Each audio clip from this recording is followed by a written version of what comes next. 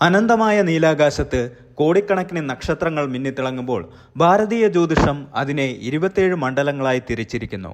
അശ്വതിയിൽ തുടങ്ങി ഭരണിയിലൂടെയും കാർത്തികയിലൂടെയും ഒഴുകി നീങ്ങുന്ന ആ നക്ഷത്രയാത്ര ചെന്ന് അവസാനിക്കുന്നത് ഒരൊറ്റ ബിന്ദുവിലാണ്, രേവതി. 27 നക്ഷത്രങ്ങളിൽ അവസാനത്തേത്. എന്നാൽ ഈ അവസാനം എന്നത് ഒരു ശൂന്യതയല്ല, മറിച്ച് ഒരു മഹാപ്രവാഹത്തിന്റെ പൂർണ്ണതയാണ്. പെയ്തൊഴിഞ്ഞു തീരാറായ മഴയുടെ അവസാന തുള്ളി പോലെ, പാടിത്തീരാറായ ഒരു രാഗത്തിന്റെ അവസാന സ്വരം പോലെ രേവതി മനോഹരമാണ്, നിഗൂഢമാണ്. നാം പൊതുവെ കേട്ടു പരിചയിച്ച ജ്യോതിഷ വിവരണങ്ങൾക്കപ്പുറം രോഹിണി എന്ന നക്ഷത്ര രഹസ്യത്തിന് മറ്റൊരു മുഖമുണ്ട്. അത് ആത്മാവിന്റെ മോക്ഷത്തിലേക്കുള്ള അവസാനത്തെ കവാടമാണ്. ഒരാൾ തന്റെ ജീവിതയാത്രയിൽ ആർജിച്ചെടുക്കുന്ന സകല പാപപുണ്യങ്ങളും അനുഭവങ്ങളും ഒരു ഭാണ്ഡത്തിലാക്കി അടുത്തൊരു ലോകത്തേക്ക് കടക്കാൻ നിൽക്കുന്ന പടിവാതിൽ. അതുകൊണ്ട് തന്നെ രേവതിയെ ഗണ്ടാന്ത നക്ഷത്രമെന്ന് വിളിക്കുന്നു. അതായത് ഒരു രാശിയും ഒരു നക്ഷത്ര ചക്രവും ഒരേ സമയം അവസാനിക്കുന്ന സന്ധി. ഇവിടെ ജലം അഗ്നിയെ ചുംബിക്കുന്നു, ഇവിടെ ഭൂമി ആകാശത്തെ പുണരുന്നു. രേവതി എന്ന വാക്കിന്റെ അർത്ഥം തിരഞ്ഞുപോയാൽ നാം ചെന്നെത്തുന്നത് ഐശ്വര്യം എന്ന പദത്തിലാണ്. എന്നാൽ ഈ സമ്പത്ത് വെറും സ്വർണമോ പണമോ അല്ല, അത് അറിവെന്ന സമ്പത്താണ്. ഇരുളടഞ്ഞ വഴിയിലൂടെ സഞ്ചരിക്കുന്ന യാത്രക്കാരന് കയ്യിൽ ഒരു വിളക്കുണ്ടെങ്കിൽ അയാളാണ് ഏറ്റവും വലിയ ധനവാൻ. ആ വെളിച്ചമാണ് രേവതി. ഈ നക്ഷത്രത്തിന്റെ ദേവൻ പൂഷാവാണ്. വേദകാലഘട്ടത്തിലെ ഈ ദേവനെ കുറിച്ച് അധികമാരും സംസാരിച്ചു കേട്ടിട്ടില്ല. വഴി തെറ്റിയവർക്ക് വഴി കാട്ടുന്നവൻ, കന്നുകാലികളെ മേയ്ക്കുന്നവൻ, യാത്രകളുടെ സുരക്ഷ നോക്കുന്നവൻ, ഇതൊക്കെയാണ് പൂഷാവിന്റെ ഭാവങ്ങൾ. ലോകത്തിന്റെ തിരക്കുകളിൽപ്പെട്ട് സ്വന്തം വഴിമറന്നു പോയ ആത്മാക്കളെ കൈപിടിച്ച് നടത്താൻ പൂഷാവ് രേവതിയിലൂടെ അവതരിക്കുന്നു. മീനരാശിയുടെ 2 മത്സ്യങ്ങൾ തമ്മിലുള്ള സംഘർഷവും സമന്വയവുമാണ് രേവതിയുടെ അന്തസത്ത.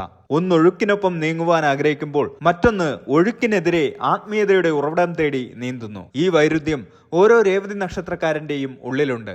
അവർ ഈ ലൗകിക ലോകത്ത് ജീവിക്കുമ്പോഴും അവരുടെ മനസ്സെപ്പോഴും ദൂരെയുള്ള ഏതോ ഒരു ലോകത്തെ സ്വപ്നം കാണുന്നുണ്ടാകും. ആരും കാണാത്ത, ആരും കേൾക്കാത്ത പ്രപഞ്ച രഹസ്യങ്ങൾ തേടിയുള്ള ഒരു യാത്രയിലാണ് അവർ ഓരോ നിമിഷവും.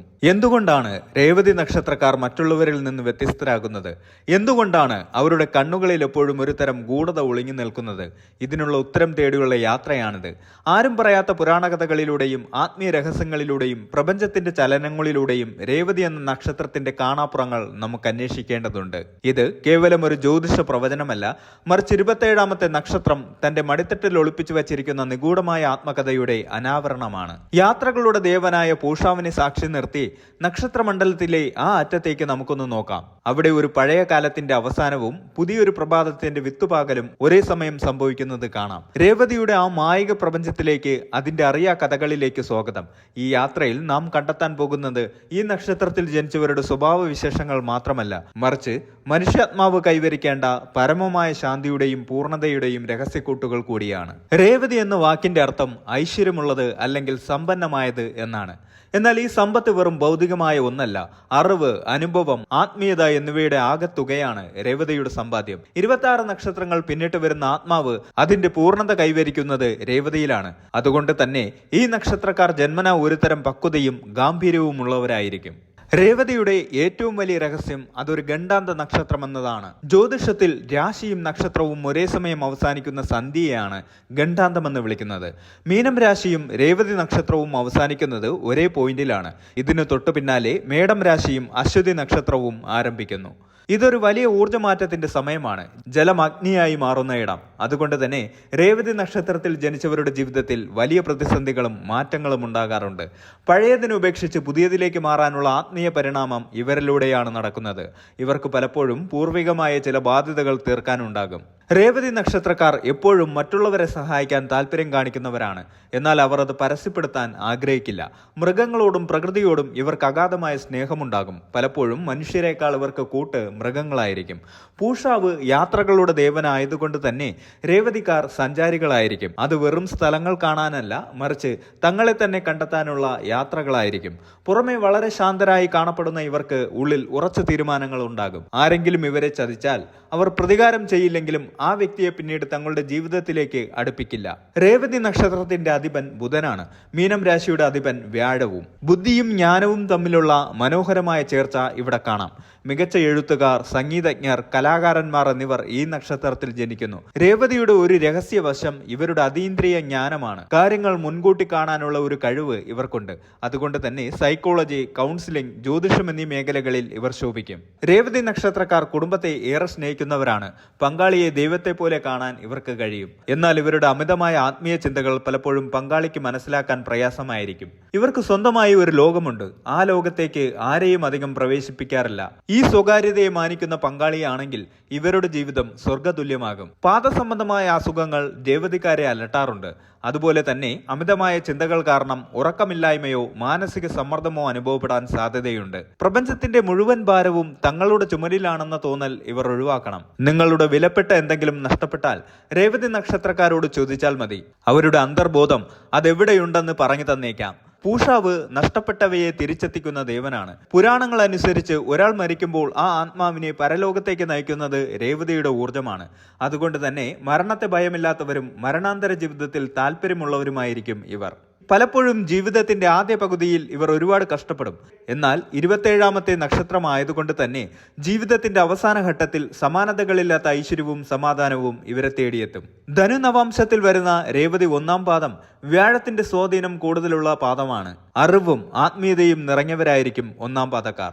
മകരം നവാംശത്തിൽ വരുന്ന രേവതി 2-ാം പാദം ശനിയുടെ സ്വാധീനത്തിലാണ് വരുന്നത്. പ്രായോഗിക ബുദ്ധിയുള്ളവരും കഠിനാധ്വാനികളുമായിരിക്കും ഇവർ. കുംഭം നവാംശത്തിൽ വരുന്ന രേവതി 3-ാം പാദക്കാർ തത്വശാസ്ത്രപരമായ കാഴ്ചപ്പാടുകൾ ഉള്ളവരായിരിക്കും. സമൂഹത്തിന് ഗുണകരമായ കാര്യങ്ങൾ ചെയ്യാൻ ഇവർക്ക് ആഗ്രഹമുണ്ടാകും.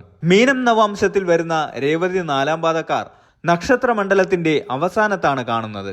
അതീന്ദ്രമായ അറിവുകൾ ഉള്ളവരാണ് ഇവർ. ഇവർക്ക് ഭൗതിക ലോകത്തോട് വലിയ താല്പര്യം കുറവായിരിക്കും.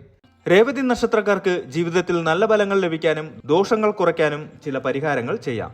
വ്യാഴാഴ്ച തോറും വ്രതമെടുക്കുന്നത് വ്യാഴത്തിന്റെ അനുഗ്രഹം ലഭിക്കാൻ സഹായിക്കും. ഈ ദിവസം മഞ്ഞ വസ്ത്രങ്ങൾ ധരിക്കുന്നത് നല്ലതാണ്. മഹാവിഷ്ണുവിനെയും ശ്രീകൃഷ്ണനെയും ഭജിക്കുന്നത് വളരെ ഉത്തമമാണ്. കൂടാതെ ബുധന്റെ ദേവതയായ ദുർഗാദേവിയെയും ഭജിക്കാം.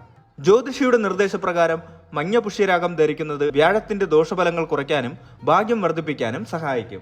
അധ്യാപകർ, മുതിർന്നവർ, ആത്മീയ ഗുരുക്കന്മാർ എന്നിവരെ ബഹുമാനിക്കുകയും അവരുടെ അനുഗ്രഹം തേടുകയും ചെയ്യുന്നത് ജീവിതത്തിൽ ഉയർച്ച നൽകും. വ്യാഴാഴ്ചകളിൽ സാധുക്കൾക്ക് ദാനം ചെയ്യുന്നത് നല്ലതാണ്. മഞ്ഞൾ, കടലമാവ് കൊണ്ടുള്ള പലഹാരങ്ങൾ, മഞ്ഞ വസ്ത്രങ്ങൾ എന്നിവ ദാനം ചെയ്യാം. ബുധന്റെയും വ്യാഴത്തിന്റെയും മന്ത്രങ്ങൾ ജപിക്കുന്നത് ദോഷഫലങ്ങൾ കുറയ്ക്കാൻ സഹായിക്കും. പാദസംബന്ധമായ പ്രശ്നങ്ങളുള്ളവർ പാദരക്ഷകൾ ദാനം ചെയ്യുന്നത് ദോഷപരിഹാരമായി കണക്കാക്കപ്പെടുന്നു. ബുധന്റെ സ്വാധീനം കാരണം പച്ച നിറത്തിന് പ്രാധാന്യം നൽകുന്നത് നല്ലതാണ്. പച്ച വസ്ത്രങ്ങൾ ധരിക്കുകയോ വീട്ടിൽ പച്ചച്ചെടികൾ വച്ച് പരിപാലിക്കുകയോ ചെയ്യാം. തുളസിച്ചെടി പരിപാലിക്കുകയും അതിനെ പൂജിക്കുകയും ചെയ്യുന്നത് ഐശ്വര്യകരമാണ്. തെരുവു മൃഗങ്ങളെ സഹായിക്കുന്നതും അവയ്ക്ക് ഭക്ഷണം നൽകുന്നതും നല്ലതാണ്. ഈ നക്ഷത്രത്തിൽ ജനിച്ചവർ പ്രപഞ്ചത്തിന്റെ ഒരു രഹസ്യ പേടകം പേറുന്നവരാണ്. നിങ്ങൾ ഒരു രേവതി നക്ഷത്രക്കാരനാണെങ്കിൽ ഓർക്കുക, നിങ്ങൾ ഈ ലോകത്ത് വന്നത് വെറുതെ ജീവിച്ചു തീർക്കാനല്ല, മറിച്ച് മറ്റുള്ളവർക്ക് വെളിച്ചം നൽകാനും സ്നേഹത്തിന്റെ അവസാനത്തെ പാഠങ്ങൾ പഠിപ്പിക്കാനുമാണ്. കടലിന്റെ ആഴവും പ്രകാശത്തിന്റെ പരപ്പും ഒത്തുചേരുന്ന രേവതി എന്നും നക്ഷത്രമണ്ഡലത്തിലെ വിസ്മയമായി തുടരുന്നു. ഓരോ രേവതി നക്ഷത്രക്കാരനും തന്നിൽ തന്നെ ഒരു പ്രപഞ്ചത്തെ ഒളിപ്പിച്ചു വെച്ചിരിക്കുന്നു. ആ പ്രപഞ്ചത്തെ തിരിച്ചറിയുമ്പോഴാണ് രേവതി എന്ന പേര് അർത്ഥവത്താകുന്നത്.